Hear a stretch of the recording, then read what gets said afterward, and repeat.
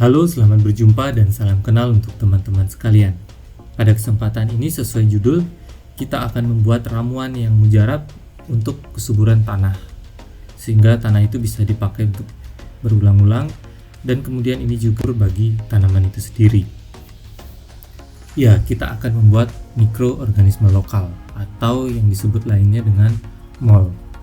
Nah, mol ini bisa kita gunakan untuk penyuburan tanah, penyuburan tanaman, dan juga berbagai manfaat lainnya yang bisa kita gunakan juga sebagai bahan pembuatan pupuk nanti ya, baik pupuk kandang maupun pupuk kompos dan berbagai kegunaan lainnya. Oke, tanpa berpanjang kata lagi, yang pertama kita perlu buat adalah menyediakan media untuk pembuatan fermentasinya ini. Di sini saya menggunakan jerigen ukuran 25 liter seperti ini, di mana jerigen ini ada tutupnya yang nanti akan saya modifikasi ya. Ya, namanya proses pembuatan fermentasi pasti nanti akan ada gas yang keluar.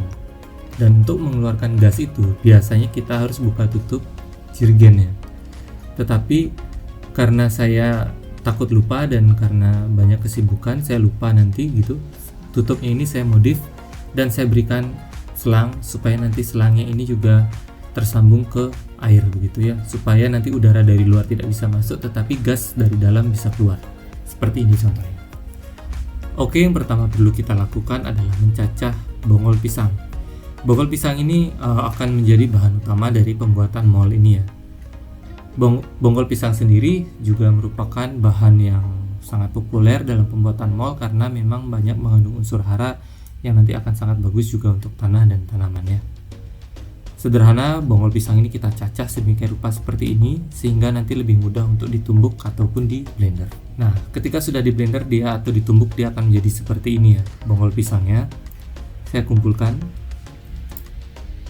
Kemudian bahan lainnya adalah air kelapa, nanas yang telah di blender ya. Kemudian juga ada air cucian beras.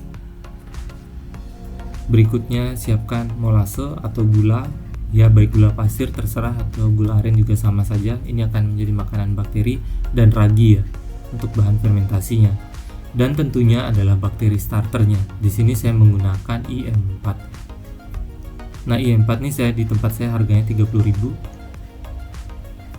Ya, ini bisa kita perbanyak. Mol ini juga salah satu metode untuk memperbanyak IM4 ini ya. Jadi kita tidak harus selalu membeli IM4. Kita bisa memperbanyaknya sendiri. Sebenarnya IM4 ini adalah bakteri ya, bakteri baik yang kita perbanyak begitu. Bisa kita perbanyak dengan cara fermentasi seperti ini. Yang pertama adalah ragi itu kita jadikan bubuk supaya gampang memasukkan nantinya ya, dan gampang larut. Di sini saya hancurkan dengan sendok saja, kemudian saya aduk dengan air supaya mudah memasukkan ke dalam jerigennya. Ya, seperti ini saya masukkan. Berikutnya yang kita masukkan adalah air kelapa. Sebenarnya ini hanyalah opsional saja, tetapi supaya menambah ragam unsur yang bisa nanti difermentasikan, tak masalah, kita tambahkan saja. Ini air kelapa. Kemudian air cucian beras ya, ini juga opsional. Tapi karena dia juga sering digunakan sebagai pupuk tanaman ya, nggak ada salahnya kita gunakan, daripada dibuang percuma, bisa kita gunakan juga ini ya.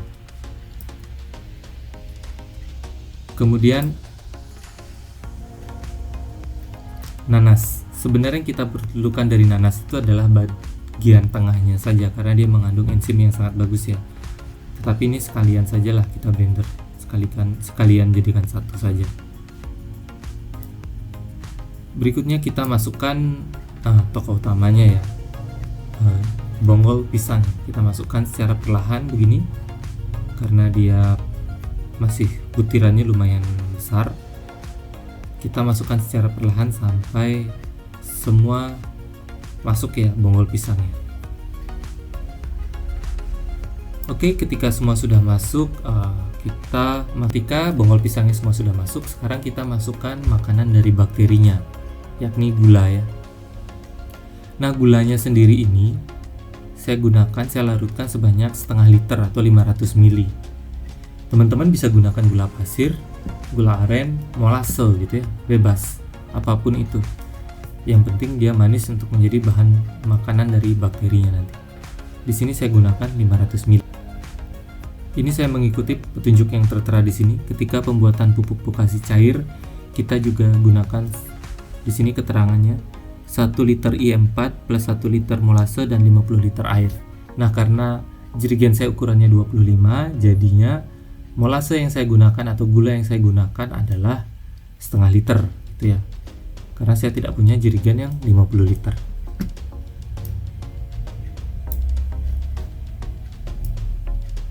Nah, berikutnya I4-nya kita buka.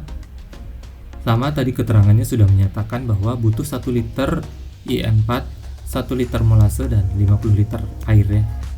Nah, karena jerigennya sama seperti tadi 25 liter, jadi yang kita gunakan adalah 500 ml atau setengah liter. Ini kita tuangkan seperti ini dan kita masukkan bakteri starternya. Oke, tujuannya sebenarnya ini adalah kita untuk memperbanyak bakterinya ini gitu ya. Ini bisa terus kita perbanyak nanti. Fungsi dari bakteri ini adalah sebagai berikut teman-teman ya. Nanti itu bisa di bakterinya dia yang akan mengurai bahan-bahan organiknya itu, entah teman-teman buat pupuk, entah teman-teman nanti mau supaya tanahnya itu hidup begitu ya, tanahnya itu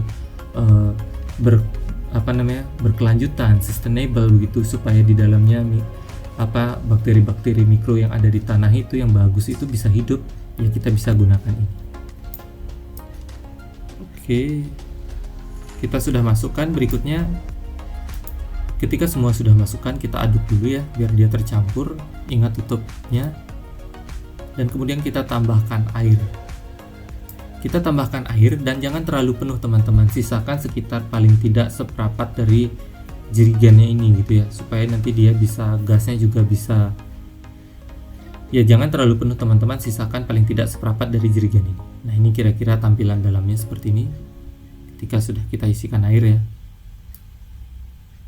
Terus tambahkan air sampai dia menyisakan ruang sedikit, paling tidak sisakan seperempatnya, kurang juga boleh ya, tetapi jangan terlalu penuh begitu airnya.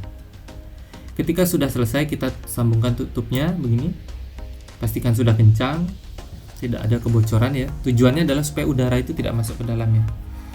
Berikutnya botol bekas air mineral ini kita berikan, atau botol bekas ya gitu ya, kita isikan air. Ya, tujuan sudah saya jelaskan, supaya udara dari luar tidak bisa masuk ke dalam jerigen. Konsepnya sama dengan ya seperti kloset lah begitu ya. Jadi udara dari sepiteng itu kan tidak bisa keluar ya, karena dia terhalang genangan air yang ada pada kloset. Prinsipnya sama seperti ini. Oke, selangnya kita masukkan ke dalam. Nanti dia akan mengeluarkan gelembung ketika proses fermentasinya sudah berjalan. Ini kita biarkan selama sekitar 2 minggu atau lebih boleh gitu ya.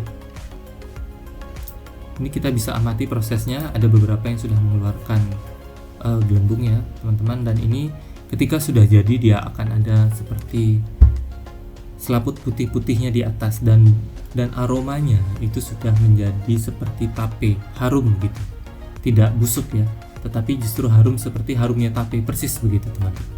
Itu berarti proses fermentasinya sudah berhasil, dan nanti tanda-tandanya di atasnya juga ada selaput-selaput putihnya gitu. Baik, dan ini sudah 2 minggu lebih. Ketika saya membuat itu adalah tanggal 2 bulan Maret tahun 2023, dan ini tanggal 19 Maret 2023 saya buka ya, jadi sekitar 17 hari begitu. Saatnya kita keluarkan molnya. Ya, ini perlu kita saring dulu ya teman-teman ya. Kita keluarkan sedikit dulu ya. Kita saring. Tujuan saring ini adalah untuk memisahkan pupuk padat.